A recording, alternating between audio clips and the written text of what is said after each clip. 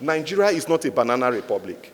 Nigeria is not Equatorial Guinea under the reign of Franco Nguema.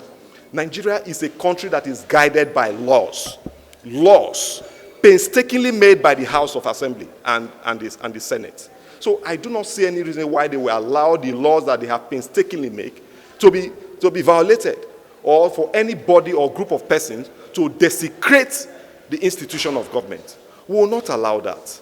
We will not allow that. However, in conclusion, I think the EFCC, they've given us a hint. They said if there is any issue, we should file Form 48. So, in that being the case, we will go back to our clients and we will tell them to do the needful.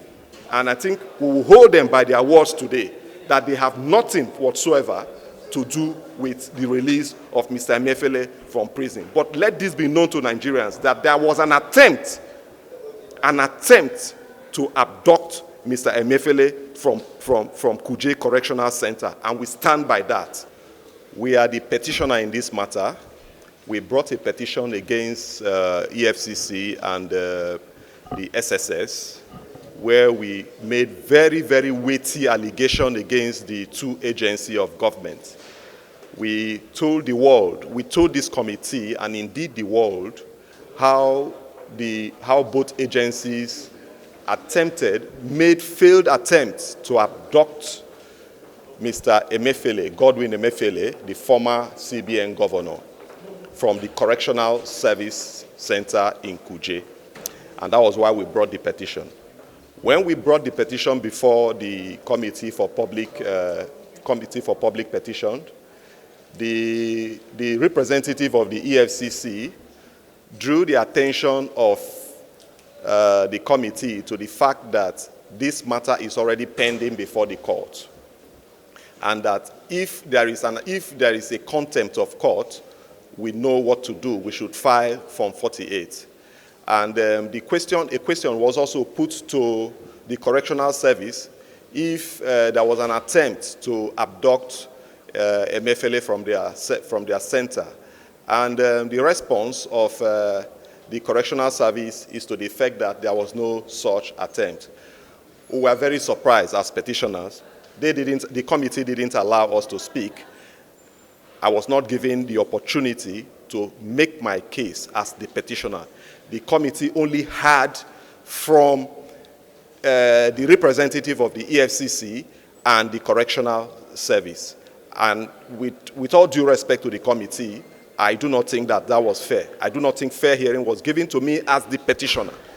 Now, I am of the view, in fact, I strongly believe that the EFCC and the Correctional Service Center misunderstood our petition. Perhaps they didn't bother to go through our petition. Our petition has nothing to do with the pendency of the suit before Godwin Emefiele. Our petition is to the effect that Mr. Godwin Emefiele, there was an attempt to abduct him from the Nigerian Correctional Center. That is our petition. It has nothing to do with the pendency of the suit. And we have every reason to believe, because we presented pictorial evidence to the committee.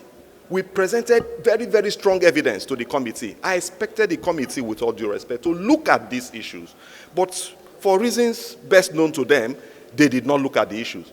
We believe that the EFCC has the war chest to carry out this action. They've done that before. Don't forget that sometime in 2016, the EFCC invaded the homes of judges in this country, and not a single charge was filed against them. All the allegations were spurious allegations.